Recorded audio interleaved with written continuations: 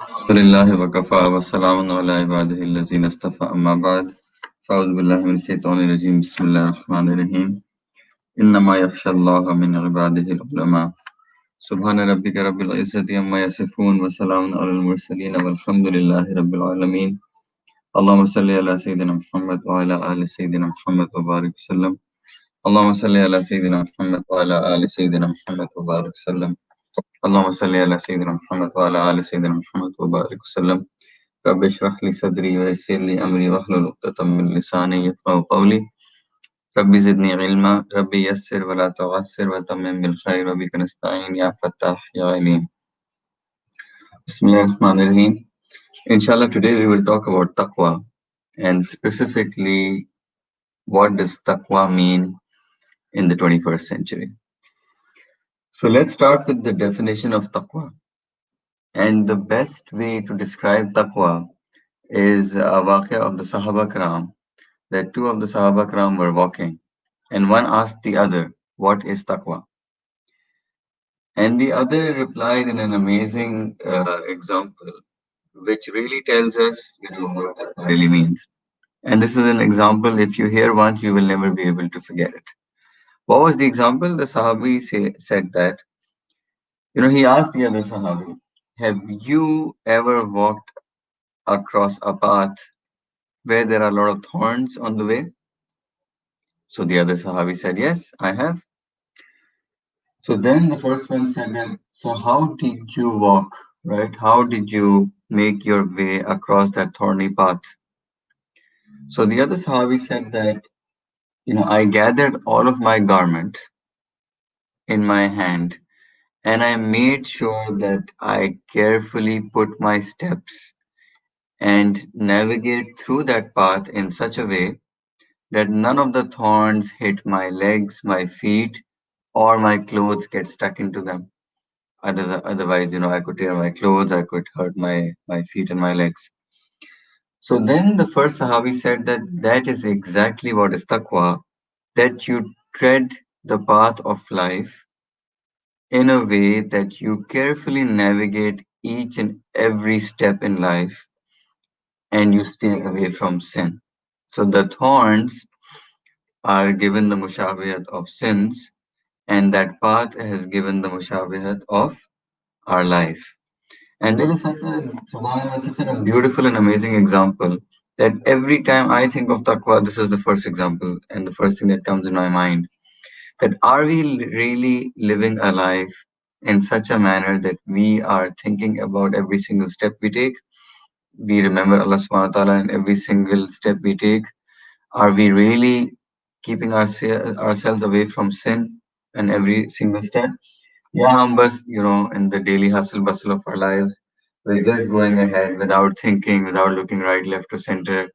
We're just going like, we're just following the herd. We're like a sheep in a herd, following wherever life takes us, taking any exit on the road, going wherever, people take us and just navigated by someone else.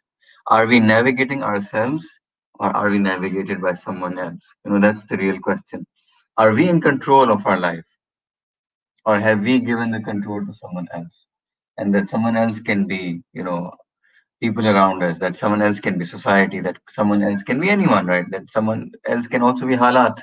People say, "Aajkal halat itne bure hain, fitne ka daur hai," right? So that is the biggest question. And that is the question we will try and answer today. That what does taqwa mean in the 21st century? Because we hear about a lot of stories of the ulama and the mashayikh in the olden days that they used to have a lot of taqwa and all of their stories of their ibadat and their stories of ruju ila Allah and their love for Allah subhanahu wa ta'ala and their fear of Allah subhanahu wa ta'ala and their dedication in following the sunnah of Nabi Islam. You've heard a lot of stories about the Sahaba Karam anhum ajma'in themselves. So what should we do, right? Because it seems as if we are light years away from them. And it seems that, those stories are, too good to be true for us. And we always seem to come up with exceptions. We always seem to come up with excuses. And somehow or the other, we always put ourselves in this category that, oh, okay, that's not applicable to us because now it's just too difficult, right? It's a very different world There's complete globalization. Everyone is connected to each other. That could have only happened if I lived in a world where there was no internet and I couldn't travel and I was just bound to one small village of mine, right? That's the first thing that comes in my mind. Or, the other things we say is, maybe, that's not applicable to us because we live in a society where we engage with so many different people, different cultures, different religions, different ethnicities. We talk to different people. We're supposed to, be one with them. We mingle with so many people, etc., etc. And the environment is completely changing. So we need to updo ourselves, right? We need to upgrade ourselves. We need to modernize. We need to make sure that we are the living embodiment of the perfect Muslim that there is in the 21st century, right? So the last one is true. Yes, we need to be a living embodiment of the perfect Muslim in the 21st century. And there is no better example than the example of Nabi Islam, Prophet Muhammad sallallahu alaihi wasallam, because his life and his ways and his ethics and all of his sunnah is as applicable as it is today as it was 1400 years ago, right? Nothing has changed from it. It's just that our understanding of the sunnah is not deep enough, right? It's really at the surface. Our understanding of sharia and deen is really really at the surface, right? We take things at face value, and we don't have enough ilm to understand what it means. So let's go through this journey, right? What does it mean to be muttaqi in the 21st century? And how similar is it to the life of the Sahaba Karam? Or how similar is it to the life of the Mashayikh and Awliya and the ulama that we hear and we read stories about? And what can we do to change our lives or to mold our lives so that we can also get taqwa? Because one thing is for sure that taqwa still exists, right? Because it's there in Quran, it's there in Hadith. And na'uzubillah, if we say that it's no longer valid, then na'uzubillah, we're saying that, those ayats of Quran are no longer valid. Or, na'uzubillah, that the Hadith mentioning taqwa are no longer valid. And that is not true because all of us believe with, 100% with the depth of our hearts that Quranic Kareem is 100% valid and all the Ahadith are 100% valid, which means that taqwa still exists. Right. So let's start with what does taqwa mean after this example. And I will give you, let's say, a more layman understanding of what we can do today. So the first thing is that let's say you're a designer, right? And you design computer programs. You're a computer engineer, you studied computer science and you design softwares, for example. So you are the developer and you make apps or programs or whatever websites, etc. You can make whatever in the app that you want, right? And the user of that app has to follow your rules. So if you say, okay, that if you swipe up, this will happen, and if you swipe up, that will happen, and if you touch the right side of the screen or you tilt the screen, something else would happen, then that is exactly what will happen to the user. The user cannot change what's going to happen when he swipes up or swipes down or tilts the phone, because you are the developer and he or she is the user, right? That means the developer has full authority over the rules of the game, which is the rules of the app or the rules of the computer program or the website. And the user has no authority in terms of changing. All the user can do is use that app or use that software, right? So if I'm using Uber today, right, do I have the authority of giving myself my own discounts? No, I cannot. Because if I want to go from point A to point B, Uber is going to give me an estimated fare and I will have to follow that. And more or less, it's 90% the same, right? But the developer of the app, right, Uber Corporation, they can change it. They can put more discounts, they can reduce discounts, they can do whatever, they can change fares.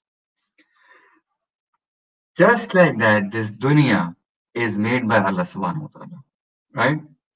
And the rules of the game are defined by Allah subhanahu wa ta'ala. He wants us to live this life in a certain way. He wants us to do some things and he wants us to refrain from some things. He wants us to have an objective in life.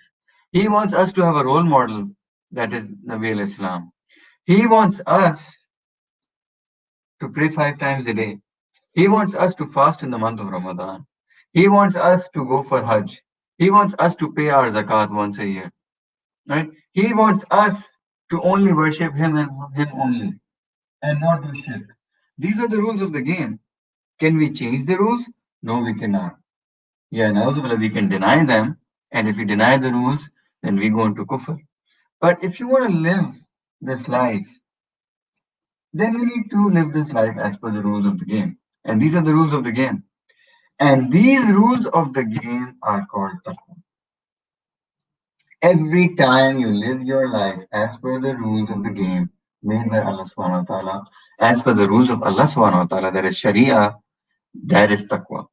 Every time you divert from the rules of the game, i.e. Sharia, and you go into haram or you go into something which has a doubt, then you're going away from taqwa. Right? The choice is ours. In this world, yes, we have a choice. Right? Allah subhanahu wa ta'ala has given us free will. We can choose to pray Fajr, or we can choose not to pray Fajr. We can choose to go to the masjid, or we can choose to pray at home. We can choose to do qada of Fajr if we miss it. We can choose to not do qada if we miss it. We can choose to fast in the month of Ramadan. We can choose not to fast in the month of Ramadan. But the rules of the game have been defined. All right. So think about it in this way. Every time you're following the rules of the game, you are living a life, or that moment is of taqwa. And every time you divert from the rules of the game, you are living a life of sin. Or you are living a life where you are not listening to the developer of this world or the creator of this world, the Khaliq, Allah subhanahu wa ta'ala. So that's how simple it is, right? It makes a lot of sense now. So then, then we go back and we start asking ourselves, right? All of this debate of, modern Islam and modernism and liberalism, secularism, right? And then eventually it goes into agnosticism and atheism. We go and ask ourselves, right? Then why are so many people, right, so let's say impressed by these philosophies? I'll give you a very, very simple example. The reason why they're so impressed with these philosophies is because they want to sin. And they want to find a very nice justification to sin. And a very nice justification is liberalism. Right? I am liberal, right? I believe in Allah, I really believe in Nabi Islam, but I also believe in dating, right? Because that's my haq. That's my free will. I think there's nothing wrong with it because I'm not hurting anyone, right? As long as my niyat is fine, I make it jais for myself. So what we try to do is we're trying to mold the rules of the game as per our own nafs. We're trying to say, okay, I'm going to do this because I like it, and I'm not going to do this because I don't like it. Or I'm going to say, okay, I'm going to pick those pillars that are easy to do, and I'm going to leave the ones that are difficult. Right? Just imagine, those of you who have kids, or just imagine when you have kids, inshallah, that one day your kid comes and tells you that, you told me to do 5 things, I only did 2 because I felt like doing it, and the other 3, I don't really feel like doing it, or I don't think they're really important. How would you feel as a father or a mother? Would you feel disgraced? Would you feel embarrassed?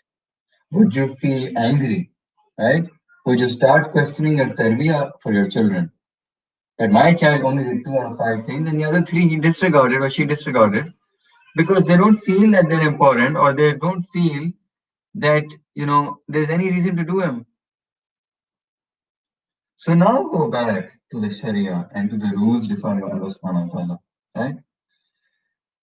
A mu'min who is muttaqi, who has a bond with Allah subhanahu wa ta'ala, he or she would want to live their life as per the rules defined by Allah subhanahu wa ta'ala. And why would they want to do that? The first reason, the biggest reason, right, is their love for Allah subhanahu wa ta'ala. And what is the love for Allah subhanahu wa ta'ala? Allah subhanahu wa ta'ala says in Quran, وَالَّذِينَ آمَنُوا أَشَدُّ حُبًّا لِلَّهِ. That those people who believe, their love for Allah subhanahu wa ta'ala is intense, right? They intensely love Allah subhanahu wa ta'ala. Shadeed. What does it mean? This is a characteristic of the Wallazina Amanu, the people who believe, the bare minimum believer.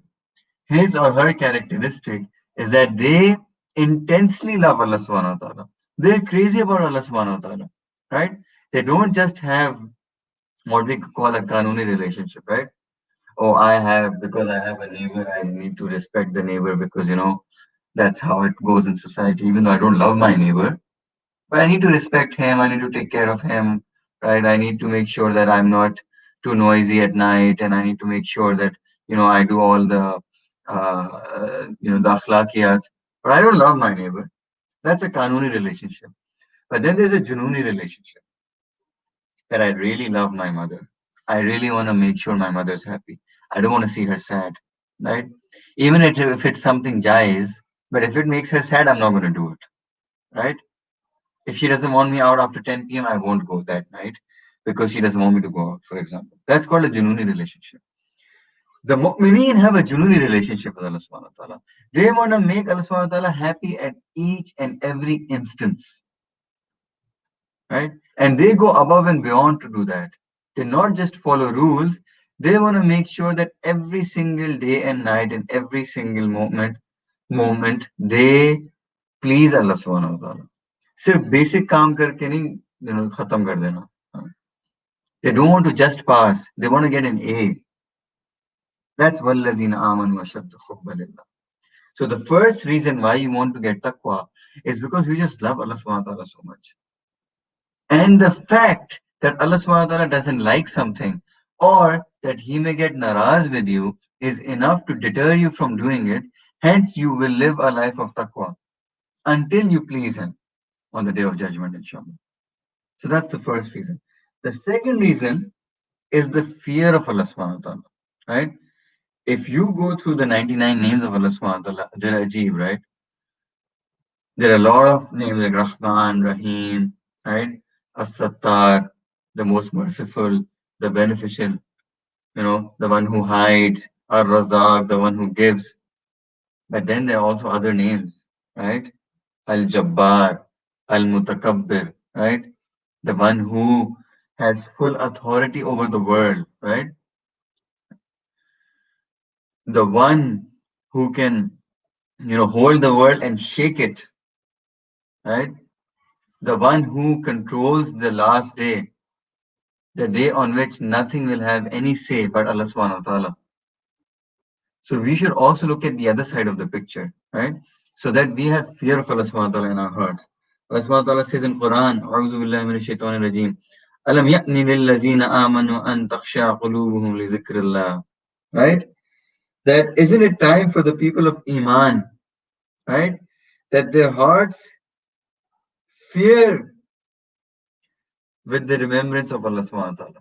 That isn't it time, right? Wake up. Isn't it time that your hearts feel the fear of Allah subhanahu wa ta'ala?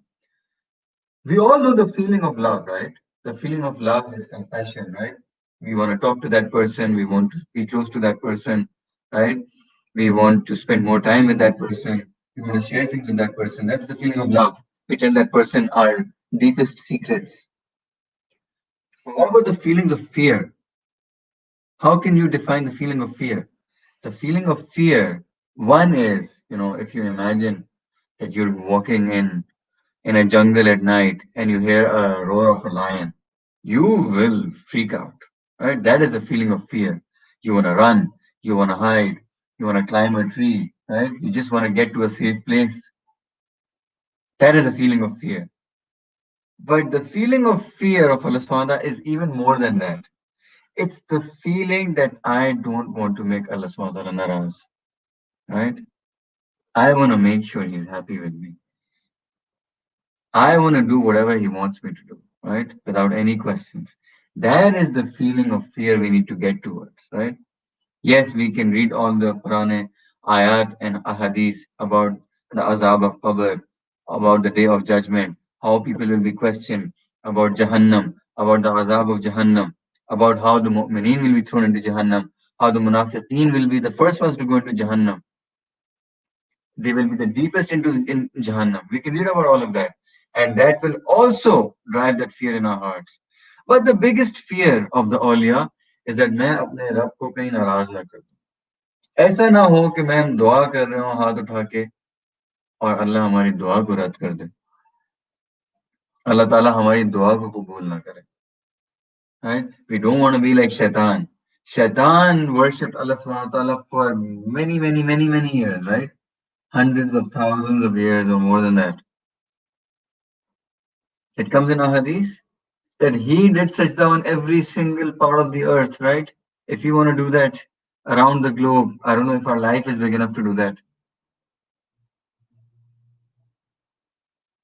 He was ibad, right? He was ibadullah. He was the worshipper of Allah subhanahu wa ta'ala. But what happened when he rejected only one command? How many commands did he reject? Only one, right? One simple command he rejected and he was thrown out of Jannah. Not only that, he was made mardud for the rest of eternity, right? Which is rejected. He was rejected, and Allah subhanahu wa ta'ala said that now you can never come back, right? La'anat. Allah subhanahu wa ta'ala gave his la'anat to shaitan. One thing that he didn't do. One thing that he said no to. हम तो सुबह शाम पता नहीं कितनी चीजें नहीं करते या उनको नो कहते हैं, right?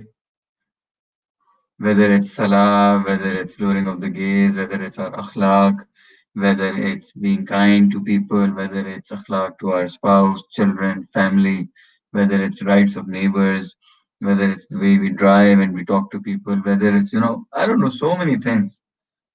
The way we treat our servants, the way we treat, people at work, when we're giving our zakat, when we're dressing up, when we're going out, when we're interacting with people. How many of us, including me, right? How many times do we think that we can make Allah subhanahu wa ta'ala naraz? That is what causes taqwa. That is the feeling that causes taqwa. In another hadith, right, Allah subhanahu wa ta'ala, Nabi Islam says, La yalijun nara man baka min khashyatillah. That eye that cries in the fear of Allah subhanahu wa ta'ala cannot taste or feel the fire of Jahannam, which means that eye that cried with the fear of Allah subhanahu wa ta'ala is not going to get the fire of Jahannam. That's how much Allah subhanahu wa ta'ala loves fear. And that's how much Allah subhanahu wa ta'ala loves loving Him. So, taqwa is a combination of loving Allah subhanahu wa ta'ala and the fear of Allah subhanahu wa ta'ala. You cannot do it only by one. If you love Allah subhanahu wa ta'ala too much, yes, you will do a lot of ibadat, but you might not be, getting away from sin. If you fear Allah subhanahu wa ta'ala too much without loving Him, you might want to stay away from sin, but then you will not be motivated enough. So it has to be a combination of love and fear, right? Ajib, this deen of Islam is, it's a deen of i'tidal, right? What we call, Miyana Ravi. It's exactly Miyana Ravi. It's right in the middle. It's love and fear together, right? It's like growing up. You love your father. Everyone loves their father, but you also fear your father. You love him, you want to make him happy, you want to listen to him, you want to make him proud. On the other hand, you fear him because you don't want to make him angry, right? You fear that he might be angry at you, he might shout at you, and he might get naraz. So the relationship of a father and a son or a father and a daughter is perfectly balanced between love and fear. And that's exactly the relationship of an abd, that is our servant, which is us, and the Rabb, which is Allah subhanahu wa ta'ala. So this abd-Rabb relationship is perfectly balanced between love of Allah subhanahu wa ta'ala and fear of Allah subhanahu wa ta'ala. And combining both of that makes us a humble, balanced human being who is on the path of taqwa. That's the secret ingredients of taqwa. Now, coming back to that tough question, right? Taqwa in the 21st century. So we say, okay, maybe, I don't know, 25 years ago, 30 years ago, there was no internet or very limited usage of internet. It was very hard to do sin. Now, a 5-year-old or a 7-year-old has a smartphone in his or her hand. Before people used to live far away. So if they wanted to do sin, they had to really plan it out and meet in a certain place. And, there was no ways of communicating to the other person. If someone wanted to do zina, they really had to, plan it out and it was very difficult to get hold of a person, right? Now you can just sit at home and, register on a dating app and, off you go and you can do whatever you want in the wildest of your imaginations. Yes, that's true. The access to sin has increased exponentially. I can tell you that my first cell phone, right, and I'm not very old, my first cell phone was probably when I was around 16, and I was sharing it with my elder sister, and it was obviously a Nokia where you could only call and text, and there was no concept of WhatsApp and all of this, whatever, social media and connecting apps, etc., etc. And because I was sharing it with my elder sister, you can imagine that an elder sister and an younger brother sharing a phone, what can go wrong, right? Probably nothing in both scenarios. And because it was pink in color, I didn't even want to go out with it. So the only reason we had it was because if you wanted to go out somewhere together or, someone was going, we could contact our parents and, let's say arrange logistics of pickups and drop-offs, etc. Now a 16-year-old probably has multiple devices, right? An iPhone, an iPad, or a tablet, or a computer at home, and he or she is connected on, I don't know, um, 10, 15, 20 social media platforms with different profiles and different ages showing there and with different objectives. And he or she can even play what they want to be, right? They can say, oh, I'm 21, whereas they're only 16, or vice versa. And, the sky is the limit, right? Or yes, access to sin has exponentially increased.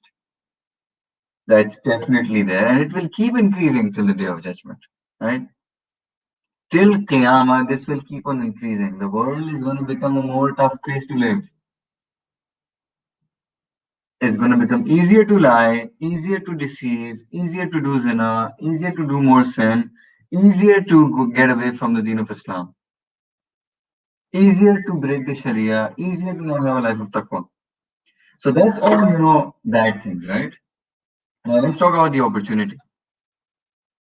The more there is an opportunity or access to do sin, the more there is an opportunity to earn the raza of Allah subhanahu wa ta'ala and to live a life of taqwa. And I'll give you an example, right? Before in the olden days, when people, there was not enough globalization, people used to live in their own villages or cities. The men used to work, the women used to be home, and the women used to cover generally because it was customary in let's say Muslim uh, areas under the Muslim rule. There was no opportunity of looking at the opposite gender. So if men are walking around in the market, they didn't have to lower their gaze because there was no one to lower their gaze from. There were only men around. Yeah. Now you don't only have to lower your gaze outside, you also have to lower your gaze when you're at home because different ads might pop up on your laptop or on your phone or on your tablet, right? And every single free app has an ad. So what does it mean? We need to lower our gaze everywhere we go, even inside our own room. We need to lower our gaze, which means we have more of an opportunity, right? And there's a mafhum of hadith of Nabi Islam. The Nabi Islam said that when the servant of Allah subhanahu wa ta'ala has the opportunity to do sin, and he or she stays away from that sin because of fear of Allah subhanahu wa ta'ala, at that right moment, his or her dua will be accepted by Allah subhanahu wa ta'ala. So our ulama and teachers and mashayikh used to say, right, when we were in university, that you guys are living, breathing every day, every night, Laylatul Qadr, because you're walking around, lowering your gaze, and you can make any dua and it should be accepted because you're lowering your gaze because you want to stay away from sin. So the more there is access and opportunity to do sin, the more there is an opportunity and access to attain the life of taqwa. I'll give you another example, right? Parda, women doing parda and covering themselves and dressing modestly. In the olden eras, right? In the village life, it was customary to do it, and normally women never used to leave their house. So the probability that they had to do parda was anyways very low because, you know, they didn't used to interact in the outside world anyways too much. Now with all of this globalization, a woman herself, right, a girl, a woman, a lady herself, opting to do parda, right, herself, because she can opt not to do it as well, is a big decision. And that big decision is going to bring a lot of qurb and raza of Allah subhanahu wa ta'ala. Right? Why? Because now it's a lot more difficult. A lot more elements are against you. A lot more people will comment on you. A lot more family and friends will say things against you. It might not even be accepted in the society if you live. Right? Hence, it becomes even a bigger deed than doing it, I don't know, 300, 500 years ago. Because it was much easier to do it at that time. It's very difficult to do it now. Hence, the price of the money has gone up. Yeah? So the rules of the game stay the same, but the price of the money, right? The prize, the award, the size of the prize, the size of the award has gone up exponentially. So if it's 10 times easier to do sin, it's more than 10 times worth staying away from the sin now. So that's the silver lining today. Right? That's the in the 21st century. That if you really think it's difficult, then the opportunity cost is much higher, right? It's much more easier today to become the wali of Allah subhanahu wa ta'ala because every single moment is an opportunity for you. Let's look at it that way. You don't have to go and find opportunities to do good because there's so much evil around us. Opportunities of doing good is so much easier now, right? Everyone, you're trading in a market, everyone is lying. The person who doesn't lie and who is trading in a just manner, right? That person can attain taqwa very quickly. Everyone is lying in relationships. The person who is true in their relationship can get taqwa very easily. Many people are not taking care of the elderly or their parents. Hukukul ibad, right? There's absolutely hukukul ibad that absolutely put aside. The people who take care of their akhlaq and their families and their parents can get taqwa very easily. Do it with this niyat. Do it with this niyat of making Allah subhanahu wa ta'ala razi. That is the opportunity that we have today, which was not there before. So the silver lining is that we can make the most of it. We can actually do today a lot more than people could have even dreamt of. I'm sure if the mashayikh of the olden age were alive today, they would say, going to Jannah is so much easier because every step is a step of taqwa. At that time, they had to find opportunities to do good deeds. We don't even have to find opportunities, right? We can stay away from sin every single second of our life. The time you step out of your house, you can stay away from sin. The time you open your phone or your laptop or your tablet, you can stay away from sin. Every single opportunity you get for sin, you have a choice to click that ad or to not to click that ad, to go on that website or not to go on that website, to use that dating app or not use that dating app, right? To listen to that thing or to not listen to that thing, to talk to that person or not to talk to that person. That is our choice. We are making that choice every single moment in our lives. And I'll tell you the barakah. The barakah of this is that once you start taking these steps, one and then the other and then the other, you will start feeling the khashiyat of Allah subhanahu wa ta'ala, the close proximity of Allah subhanahu wa ta'ala. Right? Your life is going to change. You're going to feel as if you're a different person. Sometimes you'll feel as if you're an angel, right? Metaphorically. You'll feel light, as if there's no burden on your shoulders. You'll feel relieved. You'll feel relaxed. That is the itminan that Allah subhanahu wa ta'ala puts in a believer's heart when that believer wants to get close to Allah subhanahu wa ta'ala. When that believer yearns for Allah subhanahu wa ta'ala's raza. Right? Allah subhanahu wa ta'ala says in Quran, Allah bi dhikrillahi tatma'innul qulub, right?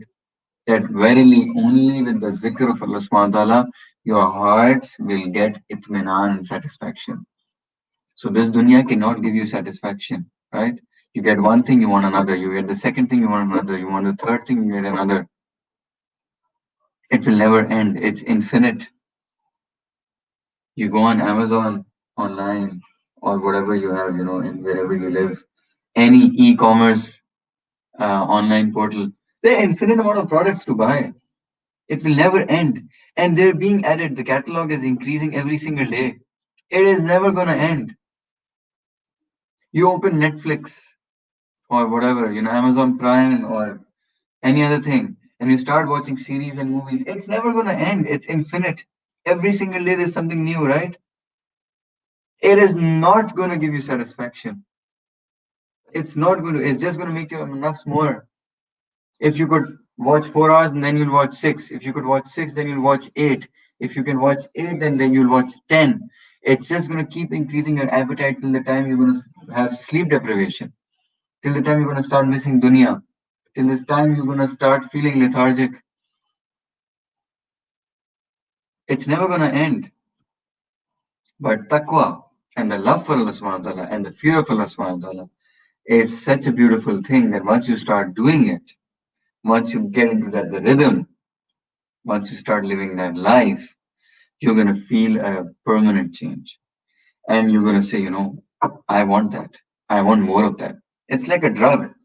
Zikr of Allah subhanahu wa ta'ala is like a drug. Once you do a little, you want more. You do more, you want even more. It's addictive. Right? Like people who start smoking, sometimes, they smoke once, they don't like it, and then they do a little bit more. Then they become occasional smokers at some occasions and, let's say gatherings. Then they start smoking on weekends. Then they only smoke with certain friends. Then they start smoking alternate days. Then they start smoking once a day. Then they start smoking after every meal. Eventually they become a chain smoker and they're doing one pack a day. Zikr is like that.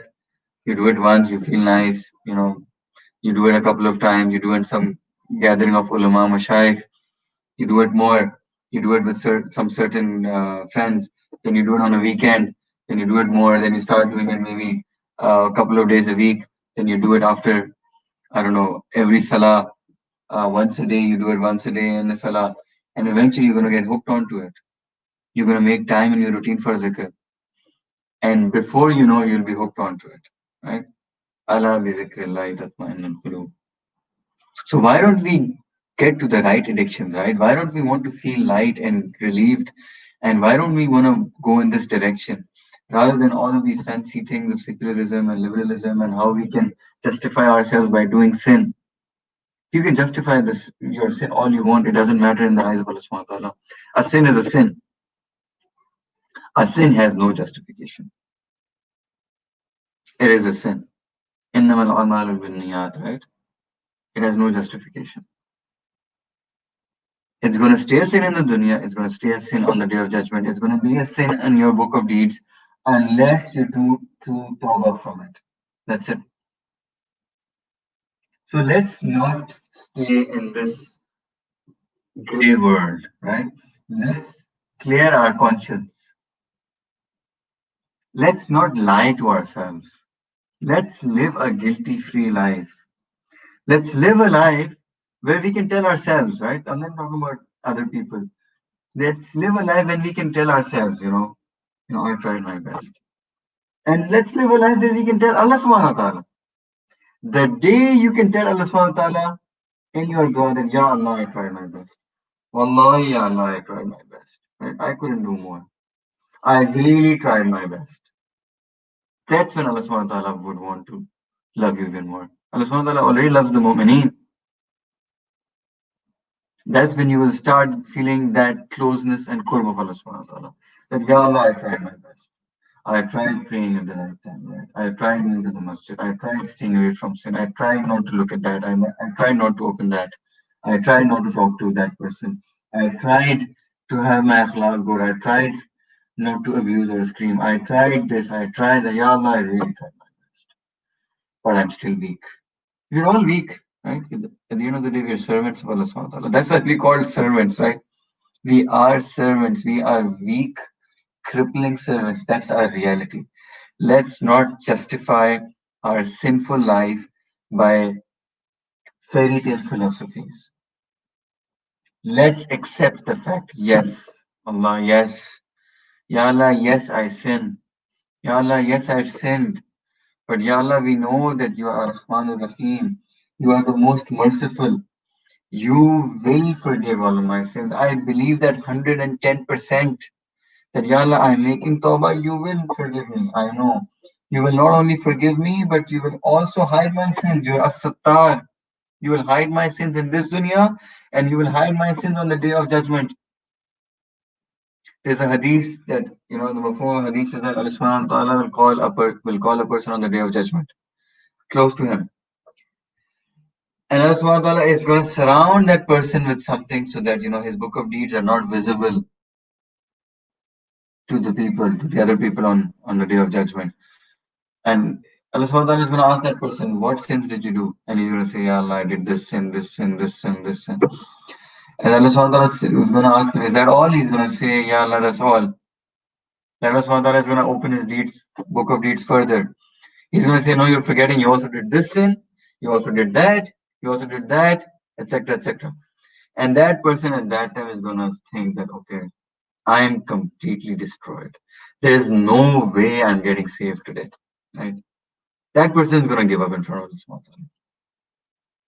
But Ya Allah, Ya Rabbi Kareem, He is so As-Sattar, He is so Ar-Rahman Ar-Rahim, He is Ghafoor, that what He will say is that firstly, He will hide, He will have a boundary, that no one could hear this conversation and no one would know the sins in the book of deeds. And Allah subhanahu wa ta'ala says, okay, because of your one good deed, I'm going to erase all of your sins and you're going to go straight to Jannah. That person will not believe it, right? It's as if a lottery. Imagine someone calls you tomorrow and say, oh, you won $1 million. You're going to say, it's fake, it's a scam, right? But on the day of judgment, there are no scams. Huh? There's only black or white. There's only Jahannam or Jannah. There is no middle path. It's extremes. Jannah, extreme pleasure. Jahannam, extreme demolition. That's what Jahannam is. And Jannah is extreme pleasure. There is no mediocre way. So that person will not believe it and he will go to Jannah. And the people in Jannah will not know how many sins he did, will never know his book of deeds. Never, ever, ever. That is the mercy of Allah subhanahu wa ta'ala. That is what we should try in this life, to live a life of taqwa. Let's not derail ourselves. Let's not, try to trick ourselves. We cannot trick Allah subhanahu wa ta'ala. Allah subhanahu wa ta'ala says in Quran, right? The people who want to mock Allah subhanahu wa ta'ala and trick him, Allah subhanahu wa ta'ala is the biggest of the ones who tricks. That is for the munafiqeen and the mushrikeen. We should not trick ourselves. We should be black and white with ourselves. Yes, I'm sinning. Right? And I'm weak. Yes, I'm wrong. Let's ask Allah subhanahu wa ta'ala for forgiveness. Let's do tawbah. Let's make dua. That, Ya Allah, I can't wake up for Fajr. Let's make dua. Ya Allah, I cannot do this. Let's make dua. Ya Allah, I hurt my parents. Let's make dua. Let's do something that cheers them up. Ya Allah, I am not good to my spouse. Let's make dua. Let's do something to cheer your spouse up. Ya Allah, I am indulged in this sin. I cannot stay away from that sin. Let's make dua. And Allah subhanahu wa ta'ala will open up ways for you. Allah subhanahu wa ta'ala will open up such ways you would have never have dreamt about it. And then inshallah, you will start living a life which is light. It's like gliding in the air. It's like flying.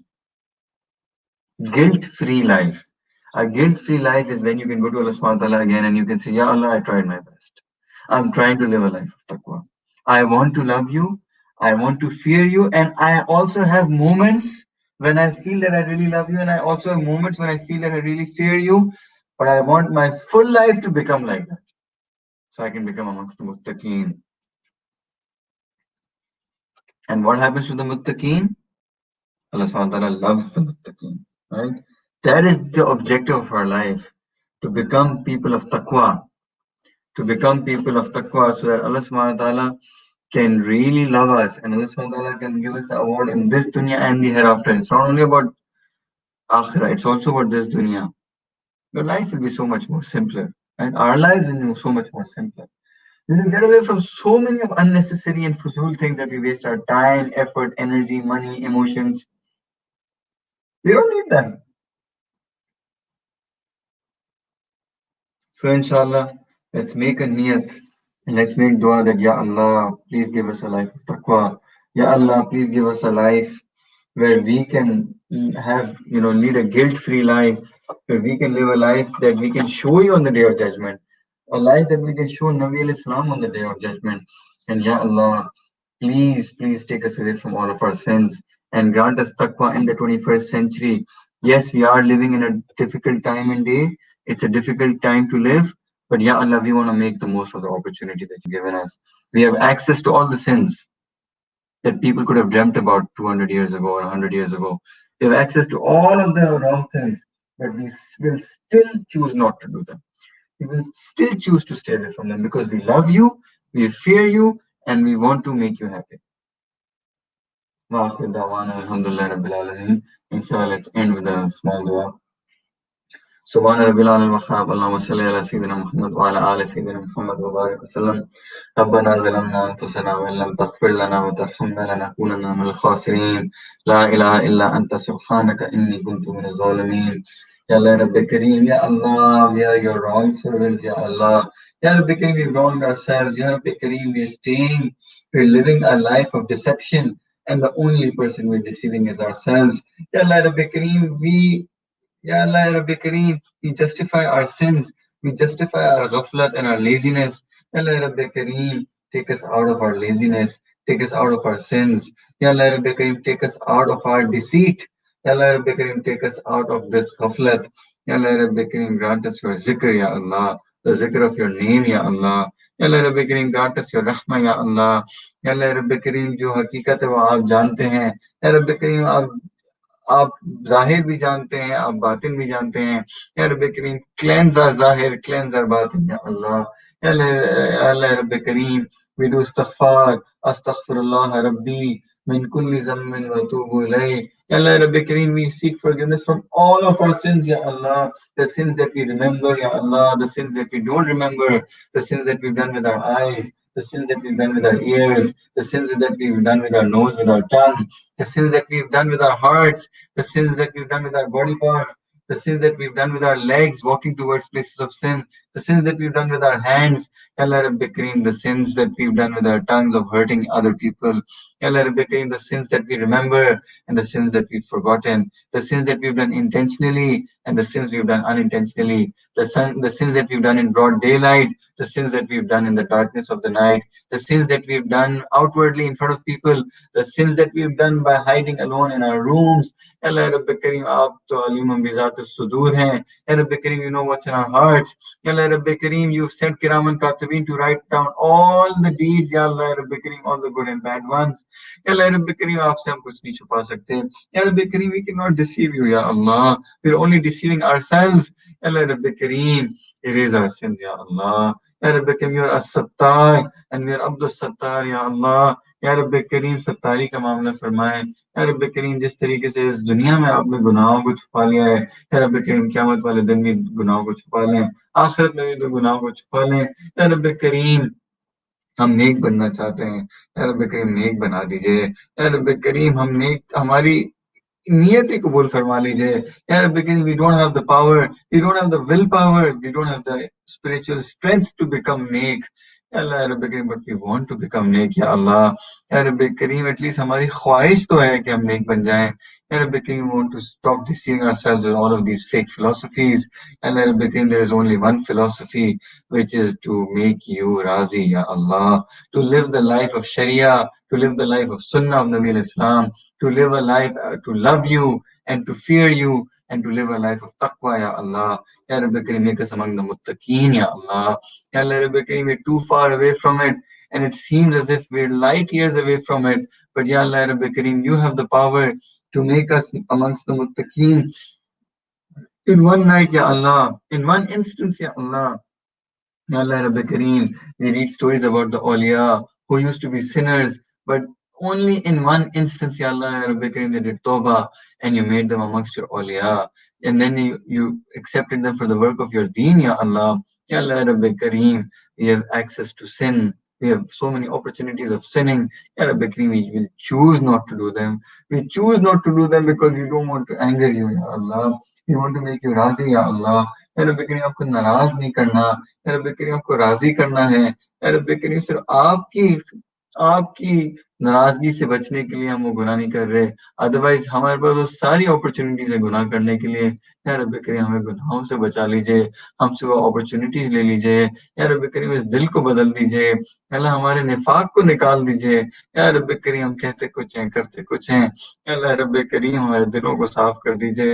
या रब्बे करीम, आप हमारे दिलों की polish जो है, या रब्बे करीम, दैट इज योर जिक्र। We want to do your जिक्र या अल्लाह। अल्लाह बिज़िक्रिल्लाह तत्मइन्नुल क़ुलूब। या रब्बे करीम, grant us your zikr ya Allah, grant us your remembrance ya Allah, grant us the दुरूद of Nabi Islam ya Allah।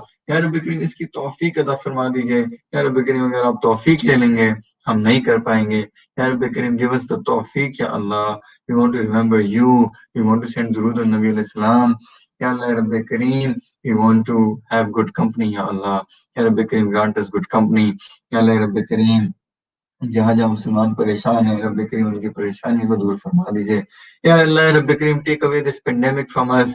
या रब्बे करीम, all the people who are impacted by this pandemic, grant them shifa kamila ajila mustamirra, grant them health ya Allah, sustainable health ya Allah। And the people who have passed away, the mu'mineen who passed away, ya रब्बे Karim, grant them ajr of shahadat ya Allah, make them martyrs in your way ya Allah। या अल्लाह रब्बे करीम, जहाँ जहाँ लोग परेशान हैं, उम्मत परेशान है, परेशानी को दूर फरमा दीजिए। या अल्लाह रब्बे करीम, there's so many things that we can't change, the one thing that we can change is ourselves। या रब्बे करीम, give us the power to change ourselves, give us the company to change ourselves। या अल्लाह रब्बे करीम, शैतान और नफ्स के धोखे से हमें बचा लीजिए। या अल्लाह रब्बे करीम, grant us a life which is a life of sidq, grant us a life which is a life of truth, grant us a pure life ya Allah। We want to love you, we want to fear you, we want to have taqwa ya Allah। या अल्लाह रब्बे करीम, हमें ऐसा बनाएं जैसे आप हमें देखना चाहते हैं या अल्लाह। या अल्लाह, हमें ऐसा बनाएं जैसे हम नबी अलैहिस्सलाम हमें देखना चाहते हैं या अल्लाह। या अल्लाह रब्बे करीम, we don't want to cause him distress on the day of judgment। या अल्लाह रब्बे करीम, if his ummah is not in a good state, if his ummah is sinners, Ya Allah Rabbi Kareem, that's going to cause him distress, Ya Allah. But he has a lot of people who are muttaqeen in his ummah, Ya Allah, starting from the Sahaba Karam, Rizwatullah anhum ajma'een. Ya Allah Rabbi Kareem, make us also amongst the muttaqeen। Ya Allah Rabbi Kareem, take away our sins। Ya Allah Rabbi Kareem, हमारे वालिदैन को बख्श दीजिए। Ya Rabbi Kareem, the people whose parents are alive, Ya Allah Rabbi Kareem, make us do their khidmat, Ya Allah। And the parents who passed away, Ya Rabbi Kareem, grant them Jannatul Firdaus, Ya Allah। या अल्लाह रब्बे करीम, हमें हुकूकुल्लाह हुकूकुल इबाद दोनों पूरे करने की तौफीक अता फरमा दीजिए। या अल्लाह रब्बे करीम, the people who don't have children, या रब्बे करीम, grant them children या अल्लाह, healthy children या अल्लाह। And the people who have children, या अल्लाह रब्बे करीम, हमारी औलाद को नेक बनाएं, उनको या अल्लाह फरमाबरदार बनाएं। Grant them also taqwa या अल्लाह, grant them the true meaning of life या अल्लाह। इस दुनिया की गफलत के गिलाफ को हटा दे हमारी आंखों से और हमें हकीकत देखने की तौफीक अता फरमाया अल्लाह। या अल्लाह रब्बे करीम, जो मांगने वाले अता फरमा। जहाँ जहाँ मुसलमान और ये उम्मत परेशान है, या रब करीम अराउंड द वर्ल्ड, या रब करीम उनकी मदद और नुसरत फरमा। या अल्लाह जो मांगे वो भी अता फरमाए, जो नहीं मांगे वो भी अता फरमाए। या अल्लाह रब करीम आप बिन मांगे अता फरमाए। रब्बना तक़ब्बल मिन्ना इन्नका अंतस समीउल अलीम, तुब अलैना इन्नका अंतत तव्वाबुर रहीम। वसल्लल्लाहु तआला अला हबीबी सय्यिदिना मुहम्मद व अला आलिहि व सहबिहि अजमाइन बिरहमतिका या अरहमर राहिमीन, आमीन। जज़ाकल्लाह खैर। अस्सलाम वालेकुम।